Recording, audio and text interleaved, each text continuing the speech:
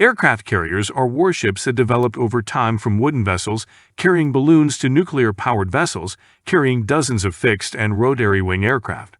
Since their advent, they have aided naval forces to project air power over long distances without relying on local bases for aircraft staging. The anchor, anchor chain, and windlass are all parts of a ship's mooring system. In order to temporarily moor a ship in a harbor or other protected area while it waits for a berth, the tide, etc., anchoring equipment is necessary. It would be logical to say that the weight of an anchor is dependent on the weight of the ship. That is to say, the heavier the ship, the heavier its anchor is going to be. Before we dive deep into the nitty-gritty of U.S. aircraft, its anchor, like this video, and subscribe to our channel, and hit the bell icon to get updates whenever we upload a video. The sophisticated, stockless bower anchor that is used in modern ships was developed from the simple stock anchor. Since the days of steam propulsion, a modern bower stockless anchor has been in use. It was created to fit the ship's stowing configuration in the hawse-pipe, and has a lower holding strength than the stock anchor. The holding strength of an ancient or primitive stock anchor is 10 times its weight, which is greater than that of a modern stockless anchor, which has a holding strength of 5 times its weight in newtons. This requirement for lightness is necessary because the anchor must be raised quickly, within 30 minutes at most, in the event that the weather worsens while the ship is at anchor and it needs to haul up the anchor and head out to sea. The ship's safety will be jeopardized because a stock anchor takes longer to haul up. In the worst-case scenario, it could cause the ship to capsize, particularly if the wind is light, or in the best-case scenario, it could drag the anchor and cause it to run aground on land. In contrast, a sailing ship will typically be anchored far inside a natural harbor, where the severity of the sea conditions will not affect it. It should be noted that the greater the holding force, the longer the time required to haul up the anchor. The average aircraft carrier anchor weighs around 30,000 pounds and has a chain that is approximately 1440 feet long.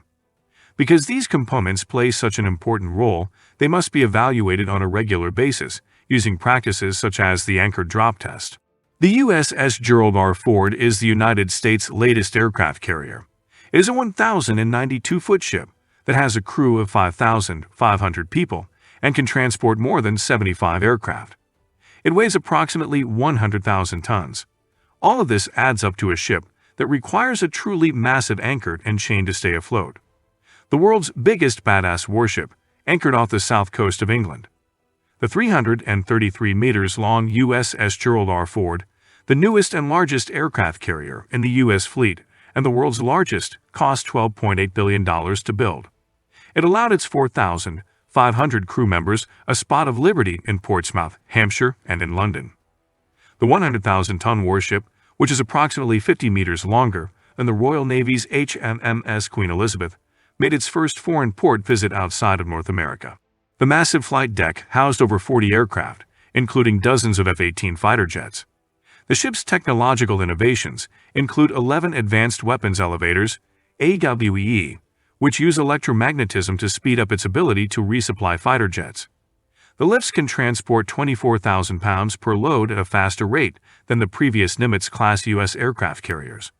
The ship's plasma arc waste destruction system, PODS, has also been designed to improve its environmental credentials by burning up to 3,000 pounds of trash at 5,000 degrees Celsius, reducing 100 pounds of waste to 1 pound. The anchor and chain system aboard the USS Ford is massive. The anchor weighs 30,000 pounds in total. The chain is 1,440 feet long and weighs 136 pounds per link.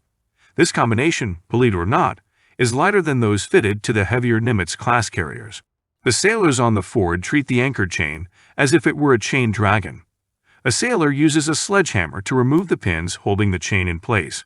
In case the first sailor becomes entangled in the fast-moving chain, a second sailor holds a strap attached to his back.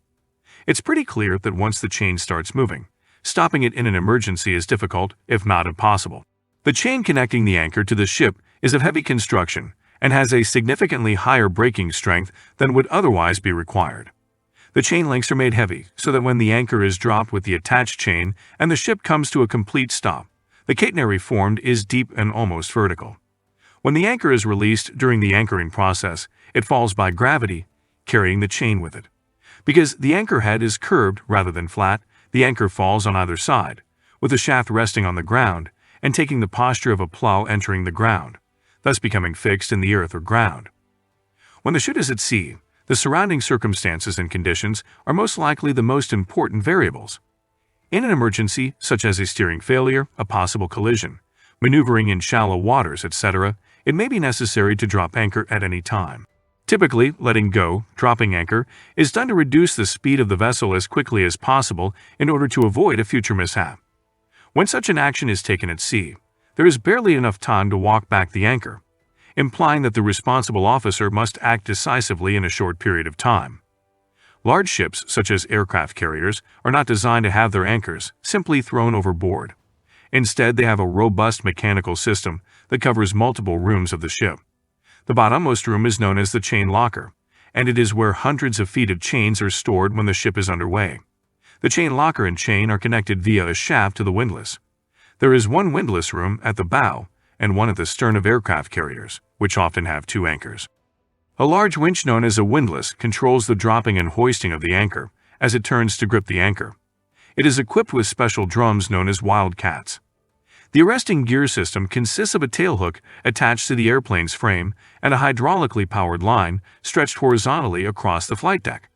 When the plane touches down on the flight deck, the tailhook engages the line and pulls it forward, while kinetic energy is transferred to hydraulics located below the deck.